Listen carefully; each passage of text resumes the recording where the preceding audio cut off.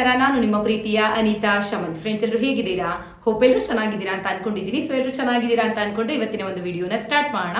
Okay friends, ಇವತ್ತಿನ video ಏನು ಅಂತ ನೋಡೋದಾದ್ರೆ, ಸಾಕಷ್ಟು ಜನ ಹೇಳ್ತಾ ಇದ್ರಿ ಅನಿತಾ 20ನೇ ಕಂತಿನ ಹಣ ನಮಗೆ ಬಂದಿಲ್ಲ, ನಮ್ದು ಮೈಸೂರು ಜಿಲ್ಲೆ ಅಥವಾ ಮಂಡ್ಯ ಜಿಲ್ಲೆ, ಸೊ ಈ ರೀತಿಯಾಗಿ ಒಟ್ಟಾರೆ ನಮ್ಗೆ 20ನೇ ಕಂತಿನ ಹಣ ಬಂದಿಲ್ಲ ಅಂತ ಇದ್ರಿ. ಸೊ ಅವ್ರು ಎಲ್ರಿಗೂ ಕೂಡ ಗುಡ್ ನ್ಯೂಸ್ ಇದೆ. ಅಂದ್ರೆ ಕಳೆದ 2 ದಿನದಿಂದ ಮತ್ತೆ 20ನೇ ಕಂತಿನ ಹಣವನ್ನ 2ನೇ ಹಂತದಲ್ಲಿ ಬಿಡುಗಡೆಯನ್ನ ಪ್ರಾರಂಭ ಮಾಡಿದ್ದಾರೆ. ಅಂಡ್ 21ನೇ ಕಂತಿನ ಹಣ ಹಾಗಾದ್ರೆ ಯಾವಾಗ ಬರುತ್ತೆ ಅನ್ನೋದ್ರ ಬಗ್ಗೆ ಕೂಡ ಡಿಸ್ಕಸ್ ಮಾಡೋಣ. ಅಂಡ್ ಇದ್ರ ಜೊತೆಗೆ ಇದೇ ತಿಂಗಳಲ್ಲಿ ಅಂದ್ರೆ ಜೂನ್ ತಿಂಗಳಲ್ಲೇನೆ 6,000 ರೂಪಾಯಿ ನಾವು ಕಾಂಗ್ರೆಸ್ ಸರ್ಕಾರದಿಂದ ಒಂದೊಂದು ಮನೆಗೆ ನಾವು ಕೊಟ್ಟಿದೀವಿ. ಅದು 6,000 ಮತ್ತೆ ಈ ಗೃಹಲಕ್ಷ್ಮಿ 2,000, ಟೋಟಲ್ 8,000 ರೂಪಾಯಿ ಸಿಕ್ಕಂಗಾಗಿದೆ ಅಂತ ಹೇಳ್ಬಿಟ್ಟು ಇಲ್ಲಿ ಸರ್ಕಾರ ಹೇಳ್ತಾ ಇದೆ. ಹಾಗಾದ್ರೆ ಅದ್ಯಾವುದು 6,000 ರೂಪಾಯಿ ಅನ್ನೋದ್ರ ಬಗ್ಗೆ ಕೂಡ ಖಂಡಿತವಾಗ್ಲೂ ಇವತ್ತು ಡಿಸ್ಕಸ್ ಮಾಡೋಣ. ಅಷ್ಟೇ ಅಲ್ಲದೆ ನಿಮಗೆ ಗೊತ್ತಿದೆ ಅನ್ಸುತ್ತೆ, ಕಳೆದ 3-4 ದಿನದ ಹಿಂದೆ ಹಾಸನ್ ನ್ಯೂಸ್ ಅಂತ ಹೇಳ್ಬಿಟ್ಟು ವೈರಲ್ ಆಗ್ತಾ ಇದೆ. ಅಂದ್ರೆ ಒಬ್ಳು ತಾಯಿ ಮಗುನೇ ಕೊಂದಿದ್ದಾಳೆ, ಅದರಲ್ಲೂ ನೀರಿಗೆ ಮುಳುಗಿಸಿ, ಚಿಕ್ಕ ಒಂದು ಕಟ್ಟೆಗೆ ಮುಳುಗಿಸಿ ಮಗುನ ಸಾಯಿಸಿರುವಂತದ್ದು. ಇನ್ನು UKG ಓದ್ತಿತ್ತು ಆ ಮಗು, ತಾಯಿನೇ ಮಗುನ ಕೊಂದಿರೋದು. ಸೊ ಇದು ಬೇರೆ ಎಲ್ಲೂ ನಡೆದಿರೋದಲ್ಲ, ನಮ್ಮೂರ ಹತ್ರನೇ, ನಮ್ಮ ಪ್ರಾಪರ್ ಬಂದು ಹಿರಿಸಾವೆ ಹತ್ರ, ಹಾಸನ್ ಡಿಸ್ಟ್ರಿಕ್ಟ್ ನಂದು ಕೂಡ. ಕಣ್ಣಾರೆ ಈ ಸಾವನ್ನ ನಾನು ಕೂಡ ನೋಡಿದೆ. ನಿಜವಾಗ್ಲೂ ನಂಗೆ ನಂಬೋಕ್ಕೂ ಆಗ್ತಾ ಇಲ್ಲ. ಖಂಡಿತವಾಗ್ಲೂ ಈ ಘಟನೆ ಹೇಗಾಯ್ತು ಅಂತ ಹೇಳ್ಬಿಟ್ಟು ನಾನು ನಿಮ್ಗೆ ಇವತ್ತಿನ ವಿಡಿಯೋದಲ್ಲಿ ತಿಳಿಸ್ಕೊಡ್ತೀನಿ. ಯಾಕಂದ್ರೆ ಆ ಸಾವನ್ನ ಕಣ್ಣಾರೆ ನೋಡಿ ಬಂದಿರುವಂತವಳು ನಾನು, ಯಾಕಂದ್ರೆ ನಮ್ಮೂರ ಹತ್ರನೇ ಆಗಿರೋದ್ರಿಂದ. ಸೊ ಬನ್ನಿ ಈ ಎಲ್ಲಾ ವಿಷಯಗಳ ಬಗ್ಗೆ ಚರ್ಚೆ ಮಾಡೋಣ. ಅಂಡ್ ಅದಕ್ಕಿಂತ ಮುಂಚೆ ನೀವೇನು ನಮ್ಮ ಚಾನಲ್ಗೆ ಸಬ್ಸ್ಕ್ರೈಬ್ ಆಗದೆ ನೋಡ್ತಾ ಇದ್ದೀರಾ ಅಥವಾ ಹೊಸದಾಗಿ ಯಾರಾದ್ರೂ ನಮ್ಮ ಚಾನಲ್ ನ ನೋಡ್ತಾ ಇದ್ದೀರಾ ಅಂದ್ರೆ ಅನಿತಾ ಶಮಂತ್ ಯೂಟ್ಯೂಬ್ ಚಾನಲ್ ಹಾಗೆ ಪುಣ್ಯ ಶಮಂತ್ ಯೂಟ್ಯೂಬ್ ಚಾನಲ್ಗೆ ಸಬ್ಸ್ಕ್ರೈಬ್ ಮಾಡೋದನ್ನ ಮರಿಬೇಡಿ. ಅಂಡ್ ಈಗಾಗಲೇ ಯಾರೆಲ್ಲ ಸಬ್ಸ್ಕ್ರೈಬ್ ಮಾಡಿದ್ದೀರಾ ಅವ್ರಿಗೆಲ್ಲರಿಗೂ ಕೂಡ ಥ್ಯಾಂಕ್ ಯು ಸೋ ಮಚ್ ಅಂತ ಹೇಳ್ತಾ ಬಟ್ ಅಂತ ವಿಡಿಯೋನ ಸ್ಟಾರ್ಟ್ ಮಾಡೋಣ.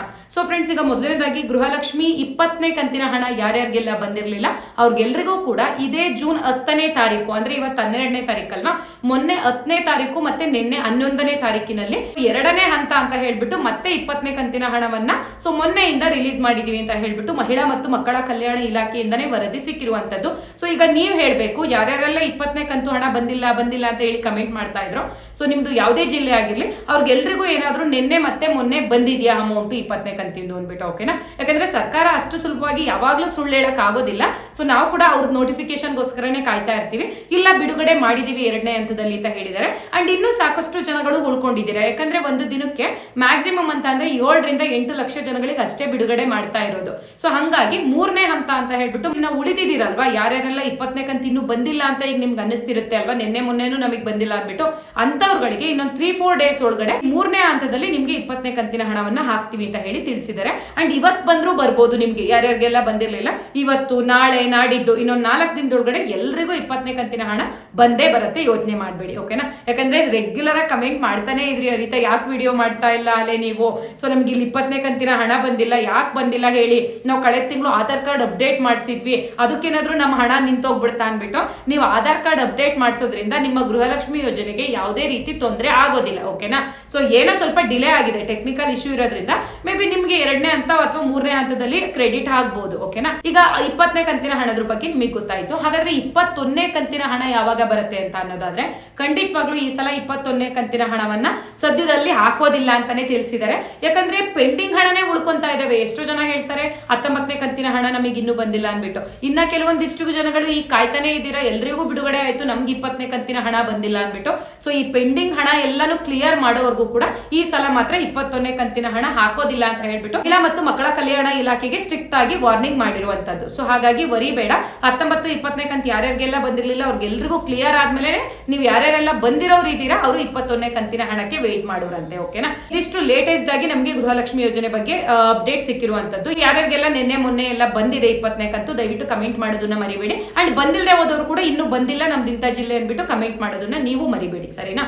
ಹಾಗಾದ್ರೆ 6,000 ರೂಪಾಯಿ ಹಣ ಯಾವುದು ಅನಿತಾ ಸರ್ಕಾರದಿಂದ ನಮ್ಮನೆಗೆ ಏನ್ ಬಂದಿಲ್ಲಪ್ಪ, ಬರೀ ಗೃಹಲಕ್ಷ್ಮಿ ದುಡ್ಡು ಮಾತ್ರ ಬಂದಿದೆ ಅಂತ ನೀವು ಕೇಳೋದಾದ್ರೆ ಯುವ ನಿಧಿ ಹಣ, ಓಕೆನಾ? ಸೊ ನಿಮಗೆ ಗೊತ್ತಿದೆ ನಮಗೆ ಹೆಂಗೆ ಮಹಿಳೆಯರಿಗೆ ಗೃಹಲಕ್ಷ್ಮಿ ಯೋಜನೆ ಹಣ ಅಂತ 2,000 ರೂಪಾಯಿ ಕೊಡ್ತಾರೋ, ಯುವ ನಿಧಿ ಯೋಜನೆಯಲ್ಲಿ 3,000 ರೂಪಾಯಿ ಕೊಡ್ತಾರೆ ನಿರುದ್ಯೋಗಿಗಳಿಗೆ. ಅಂದ್ರೆ ಈಗ ತಾನೇ ಡಿಗ್ರಿ ಎಲ್ಲ ಮುಗಿಸಿರ್ತಾರೆ, ಎಲ್ಲೂ ಕೆಲಸ ಸಿಕ್ಕಿರೋದಿಲ್ಲ, ಮನೇಲೇ ಇರ್ತಾರಲ್ವಾ ಅಂತ ವಿದ್ಯಾರ್ಥಿಗಳಿಗೆ. ಸೊ ನಮ್ ತರನೇ ಅವರಿಗೆ ಪ್ರತಿ ತಿಂಗಳು 3,000 ರೂಪಾಯಿ ಕೊಡ್ತಾರೆ. ಸೊ ಅವ್ರದ್ದು ಕೂಡ ಇನ್ನು 3 ತಿಂಗಳು ಹಣ ಪೆಂಡಿಂಗ್ ಇತ್ತು ಇದೇ ರೀತಿ ಗೃಹಲಕ್ಷ್ಮಿ ಯೋಜನೆ ಹಣ ತರ.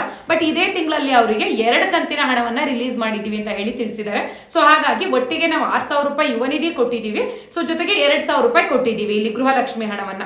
ಸೊ ಹೇಳಕ್ಕಾಗೋದಿಲ್ಲ, ಒಂದೇ ಮನೆಗೆ 8,000 ರೂಪಾಯಿ ಹೋಗಿದ್ರು ಹೋಯ್ತು. ಯಾಕಪ್ಪ ಅಂತ ಹೇಳಿದ್ರೆ ಕೆಲವೊಂದ್ ಮನೇಲಿ ಹೇಗಾಗಿರುತ್ತೆ ಅಂತ ಹೇಳಿದ್ರೆ ಗೃಹಲಕ್ಷ್ಮಿ ಯೋಜನೆ ದುಡ್ಡು ಅಮ್ಮಂಗ್ ಬರ್ತಾ ಇರುತ್ತೆ, ಅವ್ರ ಮಗ ಓದಿ ಮುಗಿಸಿರ್ತಾರೆ ಅನ್ಕೊಳ್ಳಿ, ಸೊ ಎಲ್ಲೂ ಕೆಲ್ಸಕ್ಕೆ ಹೋಗಿರಲ್ಲ, ಅವ್ರದ್ದು ಕೂಡ ಈ ತಿಂಗಳಲ್ಲಿ 2 ಕಂತು ಬಂದಿದೆಯಲ್ಲ 6,000 ರೂಪಾಯಿ, 3,000 ರೂಪಾಯಿ, ಟೋಟಲ್ ಒಂದೇ ತಿಂಗಳಲ್ಲಿ 8,000 ರೂಪಾಯಿ ಸಿಕ್ಕಂಗಾಯ್ತು ಗೃಹಲಕ್ಷ್ಮಿ ಮತ್ತೆ ಯುವ ನಿಧಿಯಿಂದ ಸರ್ಕಾರದ ಕಡೆಯಿಂದ. ರೀತಿ ನಾವು ಒಟ್ಟಿಗೆ ಹಾಕಿರೋದ್ರಿಂದ ಖಂಡಿತವಾಗ್ಲೂ ಮನೆ ನಡೆಸೋದಕ್ಕೆ ತುಂಬಾ ಸುಲಭ ಆಗತ್ತೆ ನಾವು ಕೊಟ್ಟಿರೋ ಹಣದಿಂದ ಅಂತ ಹೇಳ್ಬಿಟ್ಟು ಸರ್ಕಾರ ಅಂದ್ರೆ ನಮ್ಮ ಕಾಂಗ್ರೆಸ್ ಸರ್ಕಾರ ಅವ್ರಿಗೆ ಅವರೇ ಬೆನ್ ತೊಡ್ಕೊಂತಾ ಇದ್ದಾರೆ. ಸೊ ಏನೇ ಆಗಿರ್ಲಿ ಖುಷಿ ವಿಚಾರನೆ ಇದು. ದುಡ್ಡು ಬಂದಿರೋದು ತಿಂಗಳಿಗೆ 8,000 ರೂಪಾಯಿ ಯಾರು ಕೊಡ್ತಾರೆ ಈ ರೀತಿ? 8 ಬೇಡ, ಯುವ ನಿಧಿ 3,000, ಗೃಹಲಕ್ಷ್ಮಿ 2,000, ಅನ್ನಭಾಗ್ಯ ಇನ್ನೇನು ಅಕ್ಕಿ ಉಚಿತ ಬರುತ್ತೆ, ಕರೆಂಟ್ ಬಿಲ್ 1,000 ರೂಪಾಯಿ ಫ್ರೀ ಉಳಿಸ್ತಾರೆ, ಉಚಿತ ಬಸ್ ಪ್ರಯಾಣದ ಬಸ್ ಚಾರ್ಜ್ ಉಳಿಸ್ತಾರೆ. ಸೊ ಇಂಥವ್ದೆಲ್ಲ ಯಾರು ಮಾಡ್ತಾ ಇದ್ರು ಅಲ್ವಾ? ಖಂಡಿತ ಕಾಂಗ್ರೆಸ್ಗೆ ಯಾವಾಗ್ಲೂ ನೀವು ಚಿರಋಣಿ ಆಗಿರೋಣ.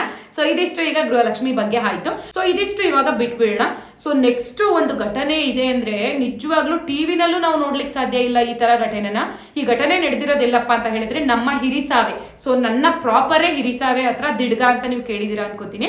ಸೊ ಹಿರಿಸಾವೆ ನಿಯರು ಜಿನ್ನೇನಹಳ್ಳಿ ಅಂತ ಬರುತ್ತೆ, ಜಿನ್ನೇನಹಳ್ಳಿ ಕೊಪ್ಪಳು ಅಂದ್ಬಿಟ್ಟು ಅಲ್ಲಿ ಈ ಒಂದು ಘಟನೆ ನಡೆದಿರುವಂತದ್ದು. ಎತ್ತ ತಾಯಿನೇ ಮಗುವನ್ನ ಸಾಯಿಸಿರುವಂತದ್ದು. ಸೊ ನಾನು ಒಂದ್ ಮದ್ವೆಗೆ ಹೋಗಿದ್ದೆ, ಅಂದ್ರೆ ನಮ್ಮ ರಿಲೇಟಿವ್ಸ್ ಹಿರಿಸಾವೆನಲ್ಲಿ ಮದ್ವೆ ಇತ್ತು ನನಗೆ. ಆ ಮಗು ಸತ್ತೋಗಿದ್ದ ದಿನಾನೇ, ಓಕೆನಾ, ಯಾವತ್ತು 8ನೇ ತಾರೀಕು ಭಾನುವಾರ. ಸೊ ಅವತ್ತು ನನಗೆ ಮುಹೂರ್ತ ಇತ್ತು ನಮ್ಮ ರಿಲೇಟಿವ್ಸ್. ಹಿರಿಸಾವೆಯಿಂದ ಮದ್ವೆ ಮುಗಿಸ್ಕೊಂಡು ಬರ್ತಾ ಇದ್ದೆ ಕಾರಲ್ಲಿ. ಸೊ ಸಡನ್ ಅಂತ ನೋಡ್ತೀನಿ ತುಂಬಾ ಜನ ಜಿನ್ನೇನಹಳ್ಳಿ ಹತ್ರ ಹೇಳಕ್ಕೂ ಸಾಧ್ಯ ಇಲ್ಲ, ಒಂದು 300-400 ಜನ ಗುಂಪು ಕಟ್ಕೊಂಡು ನಿಂತು ಬಿಟ್ಟಿದ್ದಾರೆ. ಇದೇನಪ್ಪ ರೋಡ್ ಸೈಡ್ ಇಷ್ಟೊಂದು ಜನ ನಿಂತು ಬಿಟ್ಟಿದಾರಲ್ಲ, ಏನಾದ್ರು ಆಕ್ಸಿಡೆಂಟ್ ಏನಾದ್ರು ಆಯ್ತಾ ಅಂದ್ಬಿಟ್ಟು ಕಾರ್ನ ಅಲ್ಲೇ ನಿಲ್ಲಿಸ್ಬಿಟ್ಟು ತಡಿ ನೋಡ್ಕೊಂಡು ಬಂದ್ಬಿಡೋಣ ಅಂತ ಹೇಳ್ಬಿಟ್ಟು ಕೆಳಗಡೆ ಇಳಿದು ಹೋದೆ. ಸೊ ನೋಡ್ತೀನಿ ಒಂದು ಮಗು ಸತ್ತು ಅಂದ್ರೆ ದಿವಾನ್ ಕಾಟ್ ಮೇಲೆ ಮಲಗಿಸಿದ್ದಾರೆ. ಅದು ಎಲ್ಲಿ ಊರು ಹಳ್ಳಿ ಮರ ಎಲ್ಲ ಇರುತ್ತೆ ಅಲ್ವಾ ಊರ್ ಸೈಡು, ಹಳ್ಳಿ ಮರದ ಕೆಳಗಡೆ ರೋಡ್ ಸೈಡ್ ಅಲ್ಲೇ ಮಲಗಿಸಿರೋದು ಮಗುನ. ಸೊ ಒಂಥರ ನೋಡಿದ ತಕ್ಷಣ ಒಂಥರ ಭೂಮಿಗೆ ಇಳಿದೋದ್ವಿ ಅಂತೀವಲ್ವಾ, ಸೊ ಆ ರೀತಿ ಆಗೋಯ್ತು.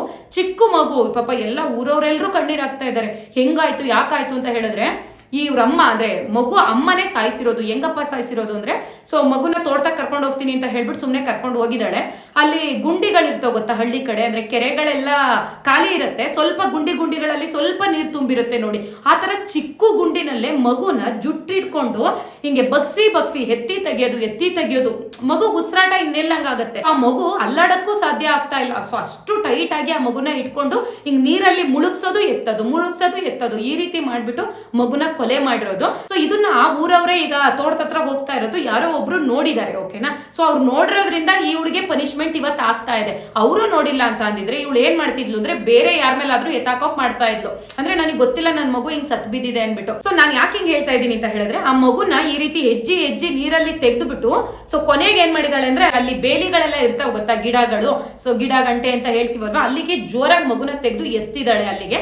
ಸೊ ಆ ಟೈಮಲ್ಲಿ ಯಾರೋ ಹಸು ಕುರಿ ಹೊಡ್ಕೊಂಡು ಹೋಗ್ತಿರ್ತೀವಲ್ವಾ ನಾವು ಹಳ್ಳಿ ಕಡೆ, ಸ್ವಂತದಲ್ಲಿ ಒಬ್ಬ ವ್ಯಕ್ತಿ ನೋಡಿರೋದು. ಅವ್ರೇನ್ ಅನ್ಕೊಂಡಿದ್ದಾರೆ, ಏನೋ ಬಟ್ಟೆ ಗಿಟ್ಟೆ ತೊಳೆಯಕ್ ಬಂದಿದ್ದಾಳೇನೋ ಅನ್ಕೊಂಡಿದ್ದಾರೆ.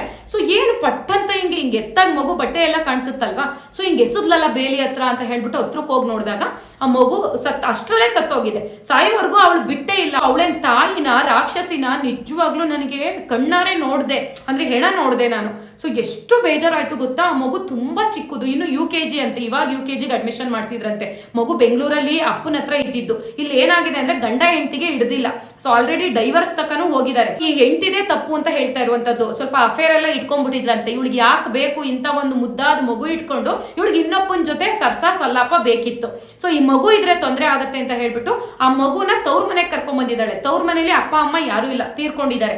ಸೊ ಇವಳು ಒಬ್ಳೇನೆ. ಇವರು 1-2-3 ಜನ ಹೆಣ್ಮಕ್ಳು, ತಾಯಿ ಸಾಯಿಸಿದಾಳಲ್ಲ ಅವಳು, ಅವರೆಲ್ಲರೂ ಅವ್ರವ್ರ ಗಂಡನ ಮನೆಗೆ ಹೋಗಿದ್ದಾರೆ. ಇನ್ನೇನು ಅಪ್ಪ ಅಮ್ಮನ ಮನೆ ಖಾಲಿ ಬಿದ್ದಿದೆಯಾ ಅಲ್ವಾ.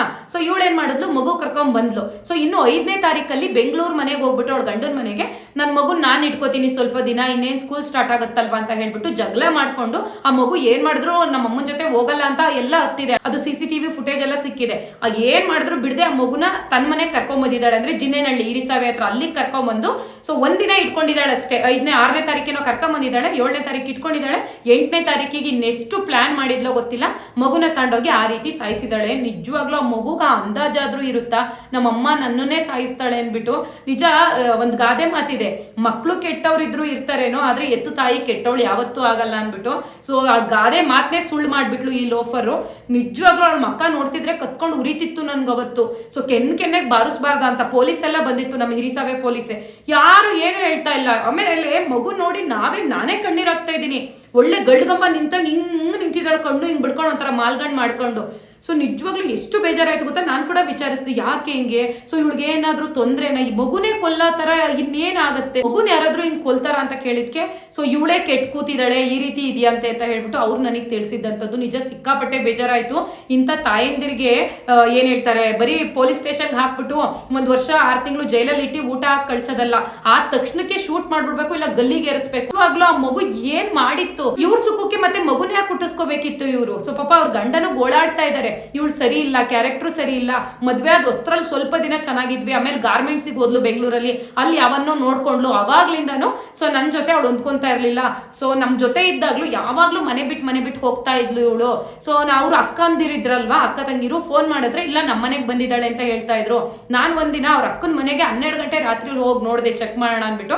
ಅವ್ರ ಮನೇಲಿ ಇವಳು ಇರ್ಲೇ ಇಲ್ಲ ನನ್ನ ಹೆಂಡತಿ. ಅವ್ರ ಅಕ್ಕಂದಿರ್ದು ಕೂಡ ಇದಕ್ಕೆ ಸಪೋರ್ಟ್ ಇದೆ. ಸೊ ಯಾರ ಜೊತೆಗೋ ಹೋಗಿ ಇದ್ದು ಮಜಾ ಮಾಡ್ಕೊಂಡು ಬರ್ತಾ ಇದ್ಲು.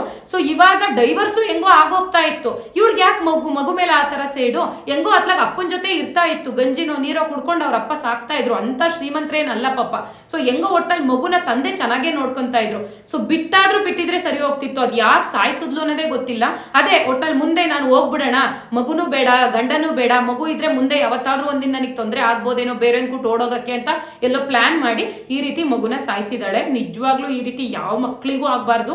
ಆ ಮಗು ಆತ್ಮಕ್ಕೆ ಶಾಂತಿ ಸಿಗ್ಲಿ ಅಂತಾನೆ ಕೇಳ್ಕೊತೀನಿ. ಕಣ್ಣು ಮುಂದೆ ಬರ್ತಾ ಇದೆ ಆ ಮಗು ಸಾವು. ಅಂದ್ರೆ ಮಂಚದ ಮೇಲೆ ಮಲಗಿಸಿದ್ರಲ್ವಾ, ನಾನು ಹೋದ ತಕ್ಷಣ ಪಾಪ ಆ ಊರಿನ ಜನ, ಅಂದ್ರೆ ಸ್ವಲ್ಪ ಜನ ಗೊತ್ತು ಮಾಡಿದ್ರು ನನ್ನ, ಮೇಡಮ್ ನೀವು ಅನಿತಾ ಶಮಂತ್ ಅಲ್ವಾ, ನೀವು ನಿಮ್ ವಿಡಿಯೋನ ನೋಡ್ತಾ ಇರ್ತೀವಿ ನಾವು, ನೀವು ವ್ಲಾಗ್ ಎಲ್ಲ ಚೆನ್ನಾಗಿ ಮಾಡ್ತೀರಾ, ಪಾಪ ಈ ರೀತಿ ಎಲ್ಲ ಮಾತಾಡ್ಸಿದ್ರು.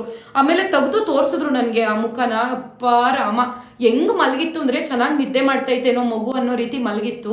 ಅದೊಂಥರ ನನಗೆ 1-2-3 ದಿನ ಮರೆಯಕ್ಕೆ ಆಗ್ತಾ ಇಲ್ಲ, ಅಷ್ಟು ಹತ್ರದಿಂದ ಆ ತರ ಸಾವು, ಮಕ್ಳು ಸಾವನ್ನ ನೋಡೇ ಇರ್ಲಿಲ್ಲ.